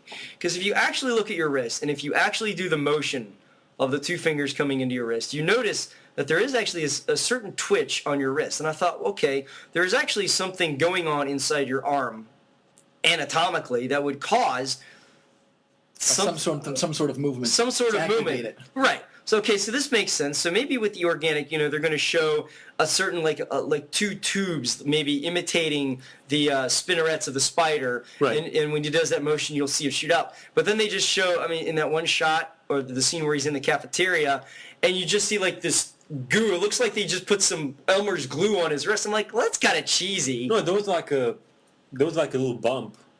Also, I don't. Maybe I didn't notice it, but it looked like. I'll be honest. It looked like poison ivy, but yeah. Either way, it looked kind of cheesy. And I'm like, you got detail enough to show. Yeah, all this there was other a lot cool of web stuff coming out of that little bump, So I know. Yeah. So that part, a bit ruined it for me a little bit. But overall, I'm happy with the movies. Oh yeah. One not so much, but yeah. We'll get to that in a little later on. As I said, we're going to talk about that at length. Especially since Andrew's going to have a lot to say. That's his Batman and Robin. Kind of. And one last thing I want to touch on. It's not nearly as important as some of the other ones, but it's something that he uses often, and I think you'd like this, is the fact that Spider-Man, like many a good superhero, has a utility belt. Yes, unfortunately, this was not very well known to me. As far as the comics go, that's always where he kept his spare web cartridges, And I think obviously. it's because with the costume, it's so skin tight, you don't actually see cartridges, so it's hard for me to see a utility belt. It's true. It's like, I don't see pockets. Where does he hide stuff? I know, and this is where you'll probably like, ahem. Someone already did that and better. He has a spider signal. It's on his belt. It's more like a flashlight, but it is a spider signal. It's called that. But it's not, shown on rooftops. I'm just going to pretend that this doesn't exist. I know. He also has a miniature camera there. Yes, because That at least makes sense. And they and I will give him this. If me and Andrew went to the Spy Museum in Washington, D.C. a few years ago, and they have cameras small enough that you could fit, inside a belt, if you want to call it that. So where even though it's skin tight, it would have almost no show. So Yeah. I can totally see that. Plus, he's a photographer. He's wanted to take pictures of himself. Plus, if you're Spider-Man, you're going to have kind of a spy aspect to you anyway, just because you're able to get to places other people can't. Right. And when you're trying to find, track down villains and that sort of thing, it would make sense to have a miniature camera. Mm-hmm. It's easier to picture now when technology is getting smaller and smaller and smaller. What I want to know is, Spider-Man has a high metabolism. Yes. He spends a lot of time fighting crime. Yes. Does he pack granola bars in his utility belt? Maybe. I've never seen him do Because that. as someone who can't go without food for certain periods of time, without getting into a certain hunger mode, I would hope that Spider-Man carries granola bars to feed off his hunger cravings. I mean, he might. I don't have every single comic, so it might be Yeah, in there. I was gonna touch up on that high metabolism, but I can't remember seeing him eat unless you're talking about him coming downstairs. Even in the movies. After changing, it's like his Aunt May's there. He grabs something like a bite and then runs out. You know. I know. I think for the movies, He's probably it a had so closet eater. The untold story of Spider-Man. He's really a closet eater. Well, He's sitting there down with like whole pies at the set in like 10 minutes. Well, he's not like the Flash where he has a hyper metabolism. He still has a high metabolism. He has a a heightened one, but not like. And if my brother can eat an entire pizza by himself, I'm sure Spider-Man can eat an entire pizza by I was himself. gonna say in the second one they made him the pizza delivery guy, so I guess He stole that guy's pizza. That was fun. I did enjoy that scene. It didn't sell. Okay. It didn't sound, well, I got dinner for 2 days. Peter, you got 10 pizzas. I know. That's 5 per meal. Well, I mean, the thing is, for the movies, to their defense, they can't cover every single superpower in detail, you know? Certain stuff has just got to be left out or not mentioned. In the comics, they can go over it a bit more, but as I said, I don't own all of them, and I can't say for certain that has Really? been Because touched Batman on. Begins and Dark Knight did a great job of showing every aspect of all the characters needed to be shown. Batman has no superpowers, so there's a little less to show. They showed all his gadgets and what he can do. Not all of them. He gets more as he goes. Not really. He'll eventually get a Batplane, right? Or a helicopter or something to make Okay, him go so in the air. that's an additional vehicle. We haven't seen the Batcave yet. Yes, we have. We haven't seen a completed, working, fully functional Batcave. You'll see it in the next movie. Exactly. Okay, Matthew? anyway, as much as we love Batman, I'm just trying to point out that other wanted movies to- have tackled a lot of things in a short period of time and done it. I wanted that's to all I'm mention saying. this before I forget. Does he ever have a vehicle? No, because a while after He does in the I started- merchandise. Yeah, I was gonna say a while after watching the series, I got a little toy. I can't remember. My dad gave it to me. I can't remember on one occasion, but it was him on like a motorcycle. Yeah. Well, There was so, also it him with a almost looked like dragster a- and yeah. and I think a monster truck or something. Really? why would Spider-Man need a car when he can yeah, swing I always over? thought that them, was you know? strange. Yeah. Oddly enough, in the comics, he did briefly have like a buggy. That someone like, here, Spider-Man, have a buggy. And he's like, okay. And then he later crashed it because he didn't really know how to drive. And it showed up sporadically. It's one of those things where it's actually kind of like a background gag where it shows up periodically in things. Kind of like how the car from the Evil Dead series Oh, okay. shows up in the Spider-Man and movies. Yeah. And in other things where it's sort of like that, where he used it briefly. And Bruce Campbell. Yeah, and Bruce Campbell, where it's more of a gag now, where they acknowledge, Yeah. it was kind of hokey. We didn't Yeah. really need that in Spider-Man, because it doesn't make any sense. Because he can swing over all this. Yeah. But one thing I want to briefly mention, because it is used quite frequently in the comics, never once in the movies, which makes sense because, again, he is very gifted in science, but he's not a mechanical genius, is the spider tracers. Yeah. Now that was used in the animated series, and I actually A kind of lot. like that. Yeah, I thought it was really cool. I thought I liked that, I guess, because to me it made sense. For some reason, that worked to me. And I guess because you see, I mean, it's a basic homing device. Mm-hmm. The CIA, to the CIA, they're a dime a dozen. It's true. And so, I mean, even in the early 90s, I kind of could understand, okay, maybe he can't get them that often, but I'm sure someone who, especially the way the animated series was on this, he was in college. Yes. So he already had this, a scientific mechanical aptitude. Plus, he had access to a lab. Exactly. Plus, he had access to a lab. He had the resources to make maybe a handful of spider tracers. He wouldn't use them that often, but here and there when he needed to. So it was like, okay, I can kind of go with that. Plus, they were small enough. It made sense to me. I mean, the nice thing about them, what they do in the comics, I don't remember how they did it for the series, because unlike you two, I didn't get to watch it that much. I don't know why, considering how much I loved Spider-Man. Yeah, I know. What's wrong with So, you? I know. I have no idea why. Well, now you know where to watch it. I know. I mean, I know what's now wrong with you, know. but I'm trying to figure out what's wrong with But you. in the comics, they were basically attuned to his spider sense, where he was able to track them down in a certain way. Where yeah, even if that's there not was how no, it was in the animated series. No, Yeah. he had like a small little GPS Yeah. looking thing. I always wondered how that fit in that little belt, but anyway. So I mean, that was the I reason wonder why if they have an app for that on the iPhone. I was gonna say now he would have one that would be a camera and the GPS thing and everything. See, you know? now Like Spider-Man has an iPhone in the next movie. It's got to make perfect sense. It'll make perfect sense. He'll have his phone, his camera, his GPS tracer. I mean, that's going to be made. you can right order there. web cartridges on eBay. You know, Exactly. You know what would be kind of corny, but kind of still awesome in a way? What's that? While Spider-Man's web slinging, his ringtone is the 60s Spider-Man. Oh, that would be awesome. That would be you know what? No, that would not be cheesy. That would be awesome. That kind of give away to identity if he forgets to change it, I guess. No, I mean, if, Well, if no. Spider-Man is popular at the time, everyone would have that on their phone. Yeah. I guess. You know what? It's a shame Sam Raimi didn't get a chance to make the fourth Spider-Man movie because they probably would have totally used that. That would have been awesome. But you don't have that as a ringtone on your phone. I don't have that good a phone. Well, still. Anyway, so that's kind of the powers and equipment that Spider-Man has. Yeah. As much really I can say. Anything you guys want to add? I was gonna ask, since we're talking about the different versions of Spider-Man, Okay. Okay. I once came across a version of Spider-Man that's set in India. You guys have any knowledge about that? No, it's actually like I think it's really recent because the drawings looked really well and everything. Okay. I mean, Oh no, they're I'm really thinking well of done. the Asian TV show of Spider-Man where he had a robot We're really, really weird. Yeah, that's the and a 78 motorcycle. one. That's the And he 78 had one. some No, messed this up is really stuff. recent though. Okay. I don't recall that. I'm thinking of they did a version of Superman that was in India, and that was stupid. Like the S literally covered like his entire body, Yeah. and like he was basically dancing, and it was like really bad compositing of like him on the blue screen, and he was like standing while somehow sideways and dancing with this woman. No, it wasn't like that. It But was yet actually- somehow it was Superman. I don't know. It was. It was actually done pretty well. I managed to see some previews from Was this two of them, I think. Was this a animation or No, comic.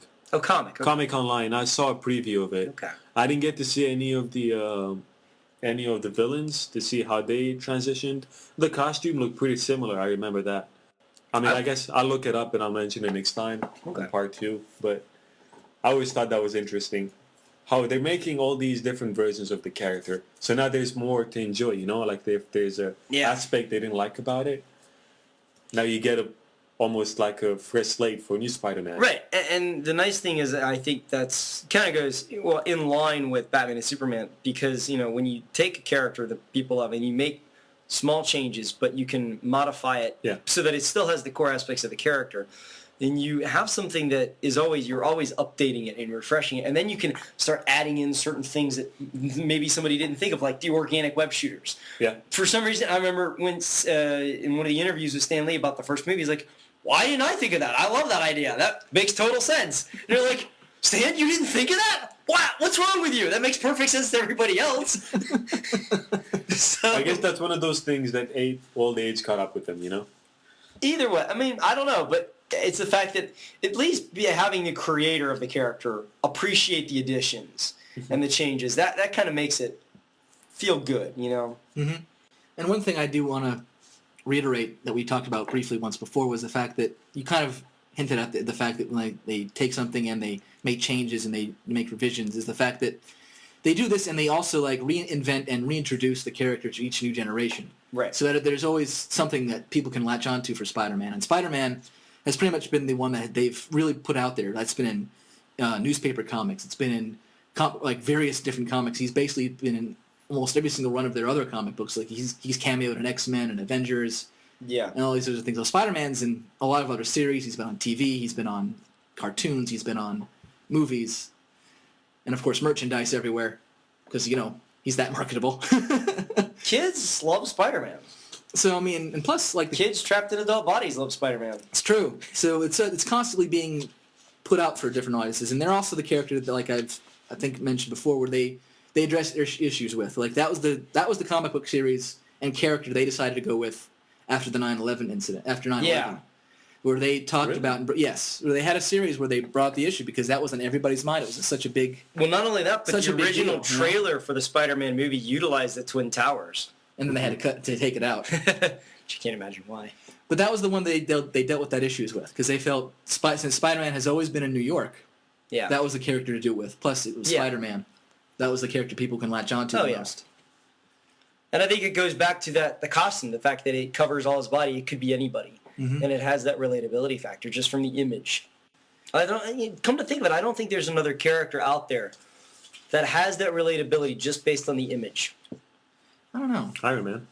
Maybe Iron Man. Yeah, but maybe Iron Man, but Look, still. Iron Man would have to be someone really high tech to be Yeah. able to. Yeah. And I think that's where, at least with Spider-Man, you have that relatability factor. Because with the costume, you look at the image, you instantly have that relatability factor. You can be like, I could be this person. The book fair that we had back in March for the exceptional kids, week. It was like for special ed kids. There was this guy in the Spider-Man costume that I made who he did a bunch of acrobatic moves. He was like a mascot for his college. So even though he's not Spider-Man, the imagery, the fact that he was able to move around and do, splits and, the poses and everything, you've got that instant recognizable factor. And he never talked to Spider-Man. It doesn't need, the character is embodied in that look and that image. And I think that would be a reason right there to go with Spider-Man for the 9/11 incident, because Superman, you have to have that character to have the relatability. Batman, he's a little too dark. Yeah. Spider-Man, the image right away, you have that relatability factor. He's a New Yorker, There's so many things come to mind for so many different people when you see the image of Spider-Man that I think it's a good way to go it. Mm-hmm. And so I think that was a good move for them. It was a good call on their part. And I think that's going to wrap up part 1, because we've kind of rambled on about this. That's okay. Yes. We got off topic a few times, but But that's what makes it more enjoyable to me. But yeah, we're covered still it. on topic somehow, so And still had fun. yeah. It's still called Spider-Man. It is. And I think that's going to about do it for us. Join us next time when we talk more about Spider-Man. Movies, TV shows, all that good stuff. Yes. But right now, my spider senses are tingling, so don't eat the tuna. Freaks out! The content of the Freakacast is copyright to Andrew Felson and Matthew Puetz. All characters belong to their respective owners. A full list of music used will be provided on the website. This podcast is for entertainment use only. Copyright 2011. Freaks in, freaks out.